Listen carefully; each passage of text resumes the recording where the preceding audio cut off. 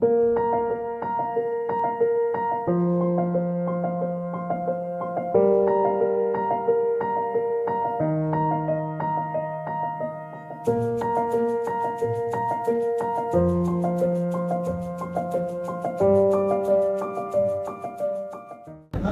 kita memang seharusnya setiap tahun kita harus melakukan refleksi, kan?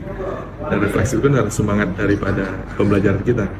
Jadi, saya berharap dengan refleksi ini kita bisa menginformasikan kepada stakeholder pendidikan apa yang sudah kita capai, apa kendalanya, apa perspektifnya, dan yang paling penting adalah feedback daripada pemerhati pendidikan tentang apa yang perlu kita lakukan.